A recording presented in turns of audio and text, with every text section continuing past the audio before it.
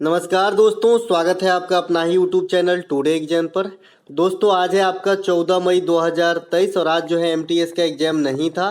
जिस दिन एग्जाम नहीं होती है उस दिन एक प्रैक्टिस सेट की वीडियो आप लोगों को जो है प्रोवाइड करा देते हैं और आने वाले शिफ्ट में आपको यहां से क्वेश्चन देखने को मिल जाती है। इसी उम्मीद के साथ ये वीडियो भी आप लोगों के लिए। तो चलिए शुरू कर लेते हैं। जिनको भी एग्जाम देना है ध्यान से सुने। एक पहला प्रश्न है हमारा, तीजन बाई को किस वर्ष पद्म भूषण मिला था। सबसे पहले तीजन बाई किससे संबंधित है, तो ये पंडवानी से संबंधित है। और पंडवानी कहाँ से संबंधित है, तो ये छत्तीसगढ़ राज्य की जो है लोक गायकी है या फिर लोक नृत्य है। ठीक है, तो ये आपका कहाँ का हो गया, छत्तीसगढ़ का पंडवानी से संबंधित है तीजन बाई। तो तीजन बाई को पद्म भूषण मिला था आपको 2003 ईस्वी में। देखिए आजकल एग्जामिनर आर्ट एंड कल्चर से तीन प्रकार से आपको नर्तकी और नर्तक से जो है क्वेश्चन पूछ रहे हैं। एक तो आपको उनको अवार्ड कब दिया गया, दूसरा खास करके पद्म भूषण कब दिया गया, और दूसरा ये किस राज्य से संबंधित है ये फला नृत्य, और तीसरा ये कैरेक्टर किस नृत्य से संबंधित है। ये क्लासिकल डांसेस वगैरह से जो है ज़्यादा पूछते हैं कि ये किस नृत्य से संबंधित है। ठीक है, तो तीन प्रकार से क्वेश्चन आपसे पूछ रहे हैं। तो तीजन बाई को जो है 2003 में पद्म भूषण मिला था।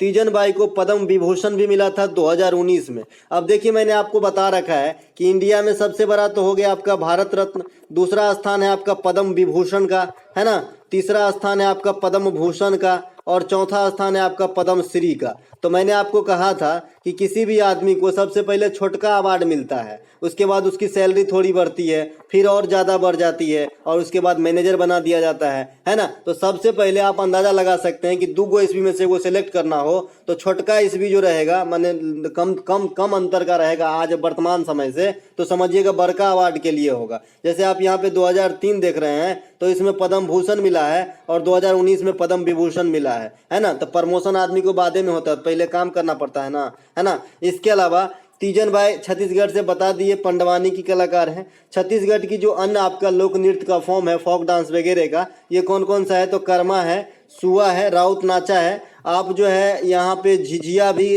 लगा सकते हैं, लेकिन ये जो है झारखंड में ज़्यादा होता है, इसीलिए मैं इस साथ में आपको नहीं बताया है। ठीक है, इसके अलावा अगला जो हमारा, अच्छा झूमर भी लगा सकते हैं इसमें। इसके अलावा सितंबर 2022 में देश का पहला राष्ट्रीय इलेक्ट्रिक प्लेटफॉर्म ई फास्ट इंडिया को किसने लॉन्च किया है। ये करेंट अफेयर से क्वेश्चन बनेगी क्योंकि ये नीति आयोग का पहल है, और नीति आयोग का जो पहल है ये आपको ज़्यादा ही माइंड कर लेता है एग्जामिनर। ठीक है, तो ई फास्ट इंडिया को जो है ये आपका कौन चलाया है, तो नीति आयोग ने चलाया है। देखिए अभी मेरे मुंह से पहल शब्द निकल गया है, तो जो पहल था ये आपका एलपीजी से संबंधित है। ठीक है, एलपीजी वाला जो है ना, एलपीजी लिक्विड पेट्रोलियम गैस, तो इससे संबंधित है। तो ये भी आपके एग्जाम में पूछा गया किससे संबंधित है, तो पहल एलपीजी से है। और उज्ज्वला योजना भी जो है एलपीजी से ही संबंधित थी, लेकिन उसमें जो है मुफ्त आपका जो है एलपीजी कनेक्शन देने जाने की बात कह रही थी, जो महिलाएं गरीबी रेखा के नीचे आते थे, है ना।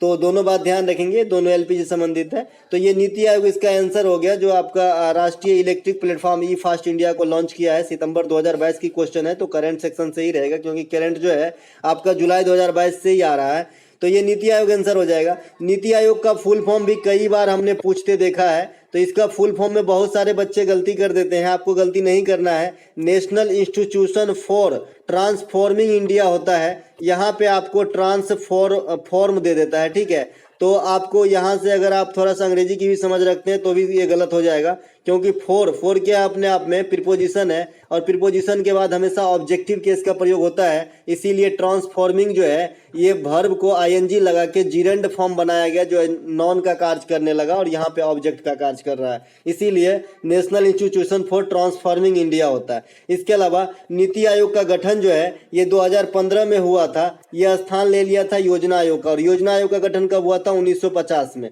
योजना आयोग टोटल कितने योजना बनाए, तो 12 योजना बनाए। आपसे पूछा जाता है कि अंतिम योजना का समय अवधि क्या था, तो 2012 से 2017 था, लेकिन इसे बीच में ही 2015 में ही टर्मिनेट कर दिया गया, तो ये बात ध्यान रखना है। इसके अलावा योजना आयोग हो चाहे नीति आयोग हो, दोनों के अध्यक्ष कौन होते हैं, तो पीएम ही होते हैं, जो एट अ टाइम जो है मतलब गद्दी पे रहते हैं, शासन में रहते हैं। ठीक है, जैसे अभी नरेंद्र मोदी साहब है, तो प्रथम अध्यक्ष कौन हो जाएंगे, नरेंद्र मोदी हो जाएंगे। प्रथम उपाध्यक्ष आपके लिए इंपॉर्टेंट रहता है स्टैटिक फॉर्म से, तो अरविंद पनगड़िया है। और प्रथम सीईओ सिंधु श्री खुल्लर बनी थी। अगर आप आपसे इस क्वेश्चन को दूसरे लैंग्वेज में पूछे कि नीति आयोग का प्रथम महिला सीईओ कौन बनी थी, तो भी सिंधु श्री खुल्लर, नाम से लग रहा है सिंधु श्री खुल्लर जो है महिला ही है ना। तो ये प्रथम महिला भी बनी थी और प्रथम जो है ओवरऑल सीईओ भी बनी थी, कहाँ पे, नीति आयोग के अंदर। इसके बाद अमिताभ कांत साहब आए जो लगभग 3 कार्यकाल तक जो है अपने कार्यकाल में बढ़ोतरी कर करके संभाले। इसके बाद अभी जो है आपका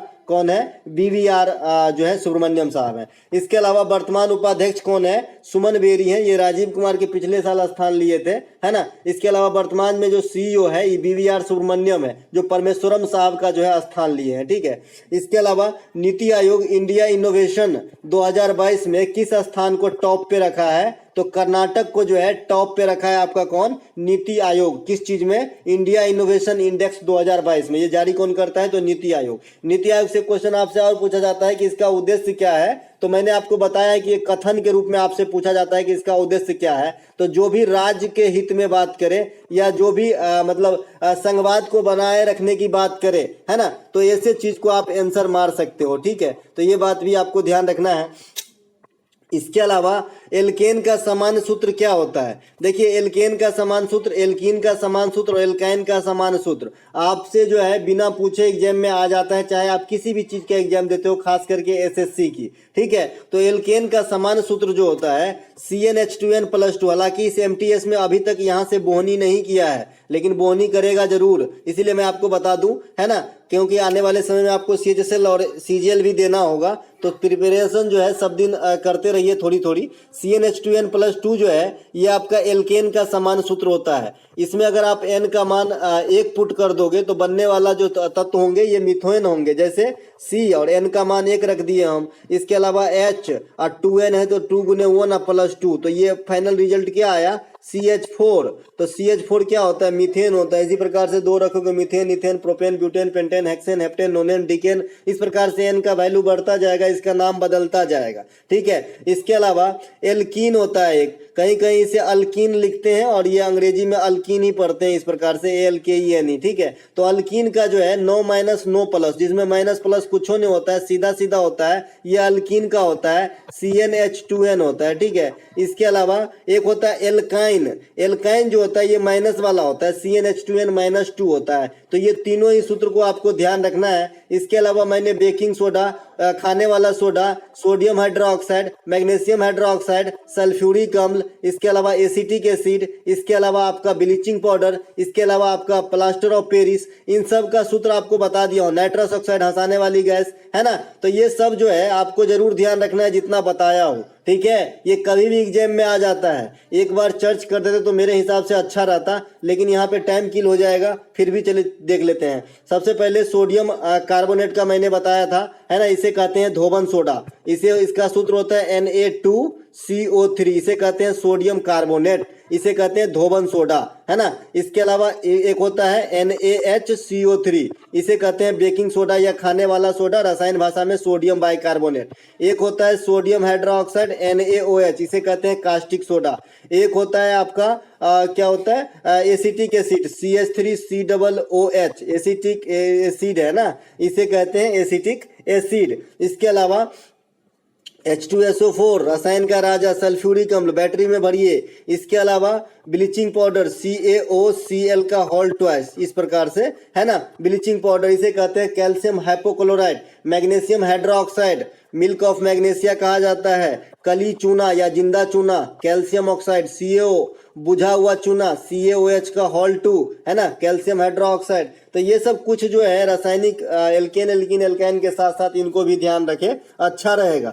इसके अलावा राज्य के राज्यपाल किस अनुच्छेद के तहत महाधिवक्ता की नियुक्ति करते हैं। पिछले दिन हमने देखा महान्यवादी की नियुक्ति के आर्टिकल 76 पूछा गया था। मैंने अब की बार राज्य के राज्यपाल जो होते हैं, महान्यवादी के टक्कर का अधिकारी राज्य में महाधिवक्ता, तो केंद्र में राष्ट्रपति साहब जो है नियुक्त करते हैं और राज्य में राज्यपाल साहब करते हैं। तो मैंने अब की बार राज्यपाल साहब का ले लिया है, ठीक है। तो राज्यपाल साहब जो है यानी गवर्नर जो है, ये आपका एडवोकेट जनरल को आर्टिकल 165 के तहत जो है नियुक्त करते हैं। और ये स्टेट में सबसे बड़ा विधिक अधिकारी होता है, कानूनी अधिकारी होता है। जिस प्रकार से मतलब सेंट्रल में यानी केंद्र में महान्यवादी होते हैं, उसी प्रकार से राज्य में एडवोकेट जनरल होते हैं और केंद्र में अटॉर्नी जनरल ऑफ इंडिया। दोनों समकक्ष हैं, दोनों के सेम पावर। आप केंद्र में सोचिए और एडवोकेट जनरल के बारे में राज्य में सोचिए। उसी प्रकार से प्रेसिडेंट के बारे में केंद्र में सोचिए और राज्यपाल के बारे में राज्य में सोचिए। उसी प्रकार से प्रधानमंत्री के बारे में केंद्र में सोचिए और सीएम यानी चीफ मिनिस्टर के बारे में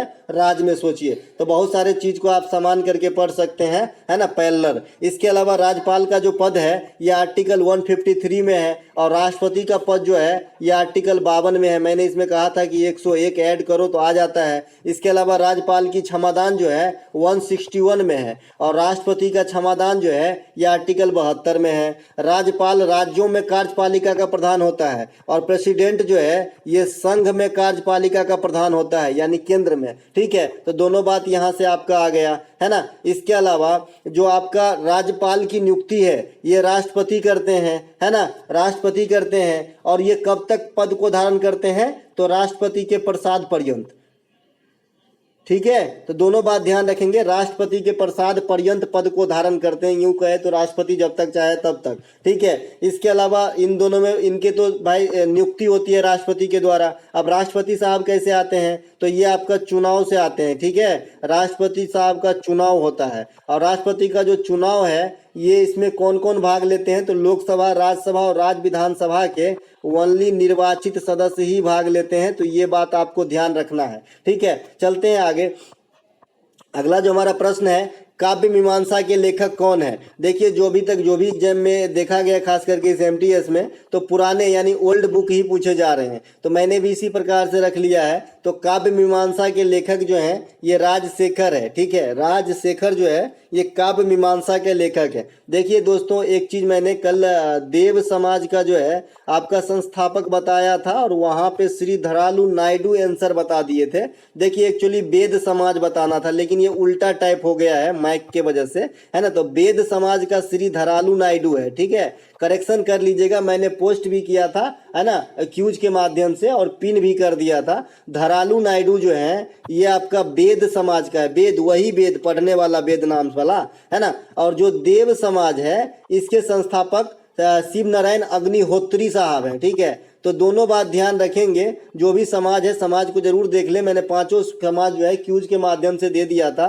ब्रह्म समाज के राजा राम मोहन राय हैं, आर्य समाज के दयानंद सरस्वती है, सत्यशोधक समाज के ज्योतिबा फूले हैं, इसके अलावा प्रार्थना समाज के जो है महादेव गोविंद रानाडे और आत्माराम पांडुरंग है। तो ये 6 समाज है। एक आत्मीय सभा भी है तो राजा राम मोहन राय ही होगा। तो ये 7 जो है समाज टाइप का जरूर देख लें, लेकिन जरूर करेक्शन कर लें। देव का जो है शिव नारायण अग्निहोत्री है और वेद का जो है श्री धरालू नायडू है। तो काव्य मीमांसा के लेखक कौन है? राजशेखर। नाट्य शास्त्र के लेखक कौन है? भरत मुनि। यहाँ से अधिकांश शास्त्रीय नृत्य जो है प्रेरित हैं, खास करके तमिलनाडु का भरतनाट्यम और ओडिसी। इसके अलावा उत्तर मीमांसा के जो प्रतिपादक थे ये आपका वाद नारायण है। ये कई दफा आपके एग्जाम में पूछा जाता है। मीमांसा दर्शन के संस्थापक कौन है? जैमिनी, ये भी कई बार पूछा जाता है। सांख्य दर्शन के संस्थापक कौन है? कपिल मुनि, ये भी पूछा जाता है। योग दर्शन के संस्थापक कौन है? पतंजलि, बाबा रामदेव के कंपनी, तो ये भी पूछा जाता है। इसके अलावा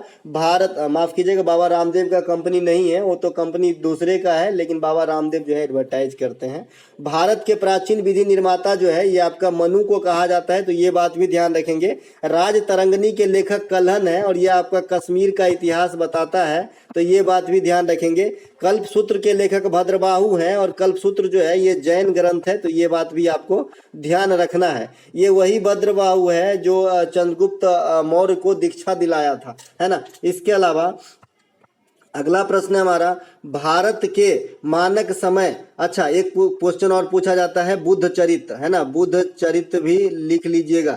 बुद्ध चरित, है ना, बुद्ध चरित अश्व घोष ने लिखे हैं, तो ये बात भी आपको ध्यान रखना है। और ये भी क्वेश्चन कई दफा पूछा जाता है, बौद्ध धर्म से प्रेरित है। इसे बौद्धों का रामायण भी कह देते हैं। भारत के मानक समय निम्नलिखित में से किस राज्य से होकर नहीं गुजरती? देखिए भारत के मानक समय जो है ये 5 राज्यों से होकर गुजरती है।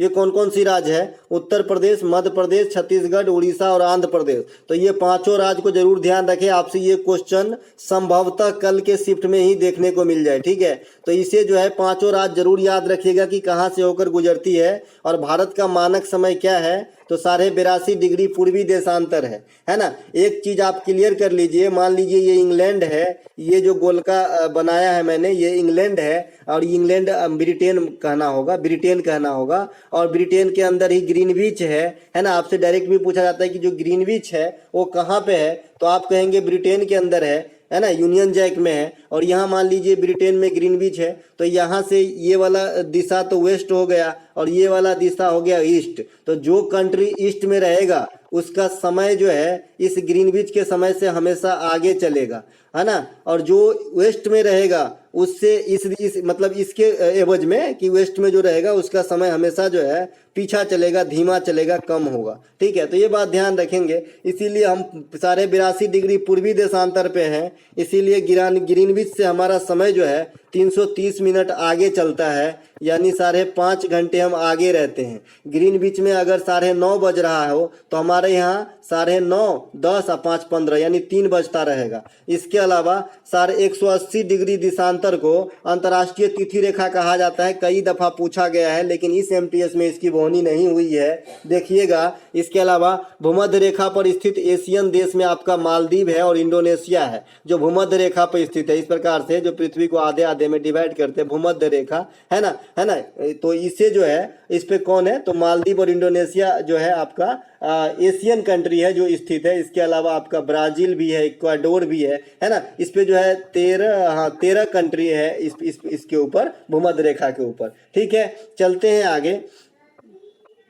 इसके अलावा अगला जो हमारा क्वेश्चन है, गुजरात में नववर्ष किस महीना में मनाया जाता है? देखिए गुजरात जो भी स्टेट है वहाँ पे नववर्ष जो मनाए जाते हैं उससे आप जरूर ध्यान रखें, आपको मैंने सीट पहले ही दे दिया है। तो यहाँ पे गुजरात में जो नववर्ष मनाया जाता है ये कार्तिक महीना में विक्रम संवत स्टार्ट होने के समय मनाया जाता है, और ये आपका दिवाली के बाद जनरली आते हैं, कार्तिक में दिवाली, उसके बाद जो है ये इनका गुजराती लोगों का जो है नववर्ष आता है। इसे प्रतिपदा कहते हैं या फिर इसे पाडवा भी कह सकते हैं। ठीक है, पाडवा भी कहते हैं। जैसे आपका गुड़ी पाडवा जो है ये आपका कहाँ पे होता है? महाराष्ट्र के अंदर। ठीक है, तो पाडवा जो है गुजरात में नववर्ष को कह देते हैं, लेकिन इससे ज्यादा फेमस है प्रतिपदा। ठीक है, उसी प्रकार से जो आपका जब मकर संक्रांति होता है तो उस समय जो गुजरात में आपका त्योहार होता है उसे उत्तरायण कहते हैं। तो दोनों बात ध्यान रखेंगे, मकर संक्रांति वाले त्योहार को भी कुछ कुछ अब जो है पूछा जा सकता है। तो गुजरात में मकर संक्रांति के समय जो त्योहार होता है उसे उत्तरायण कहते हैं, और जो नव वर्ष है उसे प्रतिपदा या पाडवा कहते हैं। ठीक है, और ये वाला सीट तो आपके पास है ही, जो आपके सामने अभी स्क्रीन पे है ना। फिर से एक बार देख लीजिए, कश्मीर में नवग्रह ये भी पूछा गया, बिहू पूछा गया, इसके अलावा बैसाखी पूछा गया, चेरोवा भी मैं बता के रखा हूँ नहीं पूछा गया है, तमिलनाडु का पोतांदू भी नहीं पूछा गया, केरल का विशु पूछा गया है, उगादी पूछा गया है, और ये जो अभी जिसपे मैंने चेन नहीं लगाया है ये अभी बचा हुआ है, तो इसे जरूर ध्यान रखें। महाराष्ट्र का गुड़ी पाडवा बहुत फेमस है। इसके अलावा मैंने अभी गुजरात में बताया कि यहाँ भी पाडवा कहा जाता है या प्रतिपदा कहा जाता है। इसी प्रकार से जो मकर संक्रांति होते हैं ये नॉर्थ इंडिया, उत्तर प्रदेश, बिहार और महाराष्ट्र में मकर संक्रांति कहते हैं। इसके अलावा जो केरल में है इसे मकर बिलक्कू कहा जाता है। ये बात जरूर ध्यान रखें, क्योंकि मकर बिलक्कू से कई दफा जो है CHSL में क्वेश्चन आया है कि मकर बिलक्कू कहाँ का त्योहार है, तो केरला का है, और ये मकर संक्रांति के समय मनाया जाता है। इसके अलावा ओलंपिक में भारत को प्रथम गोल्ड मेडल कब मिला था? तो 1928 में मिला था। वह ओलंपिक कहाँ हुआ था? एम्स्टर्डम में हुआ था। और इस ओलंपिक में किस टीम मतलब किस चीज में जो है प्रथम गोल्ड मिला था ओलंपिक के अंदर? तो हॉकी के अंदर मिला था, है ना। हॉकी के अंदर मिलने के कारण ही सार्वजनिक रूप से हो गया ये, इसीलिए आपसे क्वेश्चन और बन गया है कि व्यक्तिगत रूप से प्रथम गोल्ड कौन जीता? तो ये 2008 में मिला था अभिनव बिंद्रा साहब को। तो हॉकी क्या होता है? एक टीम होती है ना, एक जो है मतलब टीम वर्क है ना, 11 खिलाड़ी का जो है खेल होता है, इसलिए इसे व्यक्तिगत नहीं बोलते हैं। तो 1928 में आपको एम्स्टर्डम में जीता था। और ये क्वेश्चन भी आपसे पूछा गया था CHSL में कि जो प्रथम हॉकी में हमने गोल्ड जीता 1928 में, तो उस हॉकी टीम के कैप्टेंसी कौन कर रहे थे? तो जयपाल मुंडा कर रहे थे, ठीक है, जयपाल मुंडा। अधिकांश बच्चे तो मेजर ध्यानचंद को ही लगा दिए, लेकिन वो गलत हो गए, है ना। मेजर ध्यानचंद जो है उस हॉकी टीम में थे लेकिन कैप्टन नहीं थे। बाद में 1933 में आया तो वहां पर जो है शायद कैप्टनसी किए थे, लेकिन इसमें नहीं थे, इसमें जयपाल मुंडा थे, पहले वाला 1928 एम्स्टर्डम में, ठीक है। इसके अलावा भारत को ओलंपिक में कुल कितने स्वर्ण पदक मिले हैं? तो 10। इसका हिसाब मैं कल ही आपको दे चुका हूं, जिसमें 8 तो खाली हॉकी के अंदर है। इसके अलावा 2 में से एक आपका अभिनव बिंद्रा ने जीते हैं और एक आपका कौन जीते हैं? नीरज चोपड़ा जीते हैं, ठीक है। तो नीरज चोपड़ा तो अभी लेटेस्ट है, ये तो अभी अभी जवान पे ही है। 2020 में टोक्यो ओलंपिक जो 21 में कराया गया उसमें जो है भाला फेंक में 87.58 मीटर दूर भाला फेंक कर जो है गोल्ड अपने नाम किया था, जो इकलौता गोल्ड था भारत का। और 2008 में जो है अभिनव बिंद्रा ने व्यक्तिगत रूप से गोल्ड जीतने वाले प्रथम व्यक्ति बने थे, ठीक है।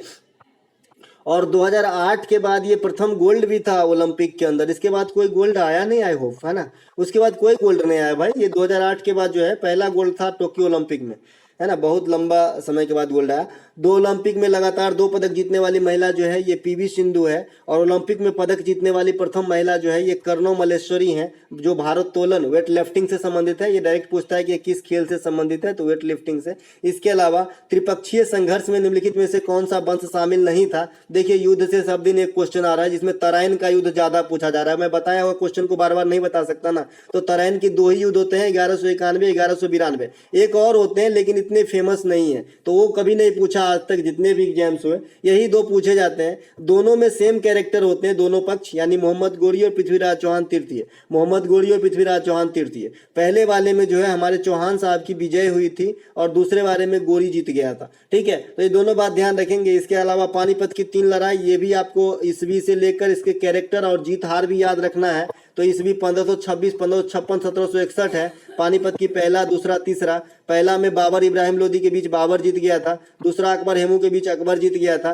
तीसरा अहमद साहब दाली और मराठों के बीच अहमद साहब दाली जीत गया था। इसके अलावा जो मैंने आज रखा है क्वेश्चन कि भाई त्रिपक्षीय संघर्ष जो हुआ था इसमें 3 प्रमुख वंशों ने जो है एक दूसरे पे जो है लड़ा था। तो इसमें कौन कौन थे? प्रतिहार थे, पाल थे और राष्ट्रकूट थे, है ना। पाल, प्रतिहार, राष्ट्रकूट, है ना। तो इन तीनों की राजधानी भी आपको जरूर याद होना चाहिए, या फिर प्रथम शासक भी याद होनी चाहिए। तो पाल वंश के संस्थापक आपका गोपाल है ना, है ना। कौन है? पाल वंश के संस्थापक गोपाल है। इसके अलावा प्रतिहार वंश के संस्थापक कौन हो जाएगा? गुज्जर प्रतिहार वंश इसका पूरा नाम है। प्रतिहार वंश के संस्थापक कई दफा एग्जाम में पूछे गए हैं, नागभट्ट प्रथम होता है। इसके अलावा राष्ट्रकूट वंश के संस्थापक जो है ये आपका कौन है? दंती दुर्गा। और राष्ट्रकूट के राजधानी काफी बार पूछे गए हैं, तो मान्यखेट है। कहाँ पे है? मान्यखेट में है। तो ये बात भी ध्यान रखेंगे, जो एजंता एलिफेंटा की गुफा वगैरह है महाराष्ट्र के अंदर, राष्ट्रकूट वंशों ने ही संरक्षण दिया था, जिसमें से श्री कृष्ण प्रथम एक राजा हुआ, वो जो है काफी जो है काम किए थे इसके ऊपर। ऋग्वेद में किस युद्ध का वर्णन मिलता है? देखिए, क्वेश्चन आपके दिमाग में चलती है और आपको ही सोचना होगा कि आगे एग्जामिनर क्या सोच सकता है।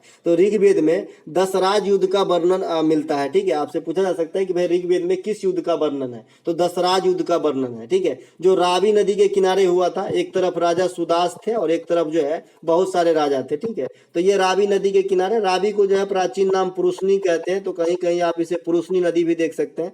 हाइडे स्पीच का एक युद्ध होता है जो नदी के फॉर्म में पूछा जाता है। ये आपका राजा पुरु और सिकंदर के बीच में, झेलम नदी के बीच में तट पे हुआ था। हर्षवर्धन और पुलकेशिन द्वितीय, है ना। तो इन दोनों के बीच भी एक युद्ध हुआ था नर्मदा नदी के तट पे। तो ये तीनों जो है ध्यान रखेंगे, साथ ही साथ त्रिपक्षीय युद्ध भी ध्यान रखेंगे, इनके कैरेक्टर। इसके अलावा आगरा स्थित मोती मस्जिद का निर्माण किसने करवाया था? देखिए, आगरा स्थित मोती मस्जिद का निर्माण शाहजहां ने करवाया। देखिए, मोती मस्जिद कई जगह है, एक तो आगरा में है, दिल्ली में भी मोती मस्जिद है, तो इसका निर्माण औरंगजेब ने करवाया था। हुमायूं का मकबरा जो है ये बेगा बेगम ने बनवाया था। देखिए, मोती मस्जिद जो है पाकिस्तान के अंदर भी है, ठीक है, पाकिस्तान के अंदर भी है और इंडिया में भी 2 जगह है, एक आगरा में एक दिल्ली में। तो आगरा वाला का जो है शाहजहां ने करवाया था और दिल्ली वाला का जो है आपका कौन करवाया था? औरंगजेब ने करवाया था। इसके अलावा हुमायूं का मकबरा कई बार आपसे पूछा गया है, तो इनकी विधवा पत्नी बेगा बेगम ने बनवाया है ना, बेगा बेगम। इसके अलावा शालीमार बाग भी कई बार पूछा गया है। ये सबसे पहले कहाँ है ये पूछते हैं, तो ये कश्मीर के अंदर है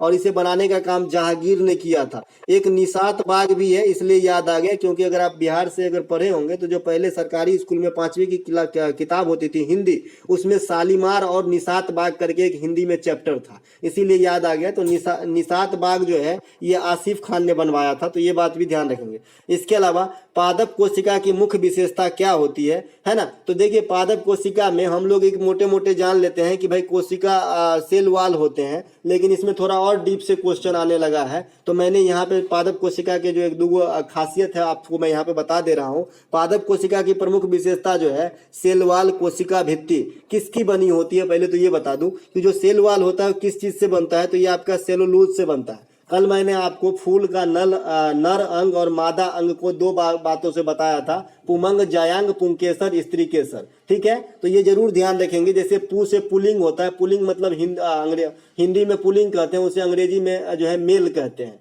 तो हिंदी वाला के लिए ज्यादा अच्छा है कि पुमंग मतलब पुलिंग का है, जायांग मतलब मादा का है ना, पुंकेसर मतलब पुलिंग वाला है, स्त्री केसर तो नाम ही है, स्त्री तो मादा का है। ठीक है, तो ये भी कुछ ध्यान रखेंगे जो आपके एग्जाम में आ रहे हैं। तो जो सेल वाल है किससे बने होते हैं, सेलुलोज के बने होते हैं। इसके अलावा पादप कोशिका की जो अन्य विशेषता है कि कोशिका के मध्य में बड़ी वैक्यूल होता है। वैक्यूल को हिंदी में रसघानी भी कह सकते हैं या रसधानी भी कहते हैं कहीं कहीं। ठीक है, तो ये रसघानी जो होता है ये कोशिका के जो मध्य में होता है दुगों के बीच में, वो बड़का बड़का होता है, इसे रिक्तिका भी कह देते हैं। ठीक है, तो ये बात ध्यान रखेंगे, वैक्यूल बड़ा बड़ा होता है। जंतु कोशिका में वैक्यूल बहुत छोटा छोटा होता है और या फिर किसी किसी में होते ही नहीं है ना। इसके अलावा पादप कोशिका में सेंट्रोसोम का अभाव होता है, अब्सेंट रहता है सेंट्रोसोम। इसके अलावा पादप कोशिका में जो लवक होता है, क्लोरोफिल वगैरह, तो ये सब भी पाया जाता है जो जंतु कोशिका में नहीं पाया जाता है। इसके अलावा नेपाल हिमालय की लंबाई लगभग कितनी है। देखिए आपके पिछले एमटीएस में क्वेश्चन पूछा गया था, तो नेपाल हिमालय की लंबाई लगभग 800 किलोमीटर है। और ये जो हिमालय को सिडनी बुर्राट नामक एक वैज्ञानिक था जिन्होंने 4 श्रेणियों में नदियों के आधार पर बांटा है हिमालय को, तो इसमें सबसे लंबा जो है नेपाल हिमालय को ही माना जाता है। तो है ना, तो ये 4 भाग कौन कौन से मैंने पहले भी बता रखा है। पंजाब हिमालय ये सिंधु से सतलज नदी तक है, ये लगभग 560 किलोमीटर दूर तक जाती है। कुमायूं हिमालय अधिकांश भाग उत्तराखंड के तरफ है, सतलज से काली नदी के बीच जाता है, लगभग 320 किलोमीटर। इसे याद करने का तरीका भी बताया था, जहां से एंड होता है अगला वहीं से स्टार्ट होता है। और आप एक पट्टी की तरफ चलेंगे तो पंजाब, उत्तराखंड, इसके बाद नेपाल वाला जो बिहार यूपी के सीमा बनता है नेपाल से, इधर है नेपाल, तो नेपाल है, इसके बाद असम। तो आप लाइन से अगर याद करेंगे तो आपको यादो हो जाएगा। और मैंने बताया था कि भाई मोहनजोदड़ो पाकिस्तान में है, तो किस नदी किनारे है, सिंधु नदी के किनारे, तो वहीं से स्टार्ट करना है। सिंधु से सतलज, सतलज से काली, कुमायूं, नेपाल हिमालय, काली से तीस्ता, लंबाई कितना है भैया 800 है ना, 800 किलोमीटर। इसके अलावा असम हिमालय तीस्ता से दिहांग 725 किलोमीटर। तो है ना, ये ध्यान रखेंगे। माउंट एवरेस्ट को तिब्बत के अंदर क्या कहा जाता है आने वाले समय के लिए। नेपाल के अंदर क्या कहा जाता है 2 करोड़ बार पूछा गया है, तो सागर माथा। तिब्बत के अंदर क्या कहा जाता है, तो चोमोलुंगमा, है ना। तो ये बात भी ध्यान रखेंगे, रख लीजिए ध्यान, कभी भी काम आ सकती है। देखिए दोस्तों, तिब्बत को एग्जामिनर ज्यादा पसंद करता है। अभी अभी आपसे पूछा गया कि जो लोसार महोत्सव है किस कैलेंडर के अनुसार मनाया जाता है, तो आपका आंसर था तिब्बती चंद्र कैलेंडर के अनुसार। ठीक है, तो ये बात ध्यान रखेंगे, लोसार त्योहार ही तिब्बती बौद्ध धर्म के लोगों का है। किस प्रकार के कोयले में कार्बन की प्रतिशत सबसे अधिक होती है। सबसे पहले कोयला कितने प्रकार के होते हैं, तो 4 प्रकार के होते हैं। कौन कौन से, पिट, लिग्नाइट, बिटुमिनस, एंथ्रासाइड। तो सबसे ज्यादा हाई क्वालिटी का जो कोयला है ये आपका एंथ्रासाइड है। इसमें कार्बन की जो मात्रा है 90% से, मतलब 90% से अधिक जो है कार्बन पाई जाती है, यानी उसकी उसमें मान भी ऊंच हो जाएगी, है ना। आपसे एक क्वेश्चन और पूछा जाता है कि किसी ईंधन का सर्वोच्च गुण क्या है, तो उसका उसमें मान हाई होना चाहिए, है ना।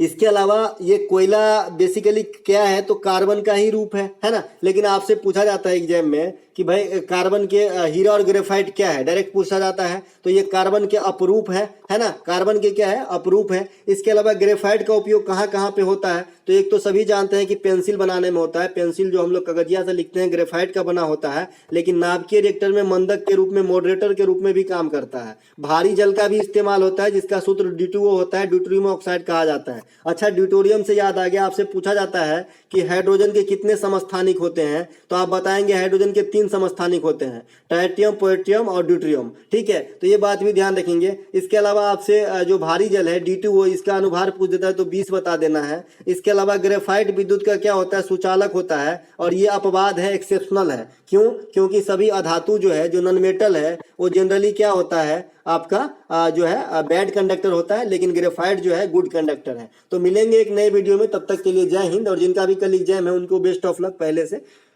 ये PDF आपको हमारे टेलीग्राम चैनल टुडे एग्जाम पे दे दी जाएगी।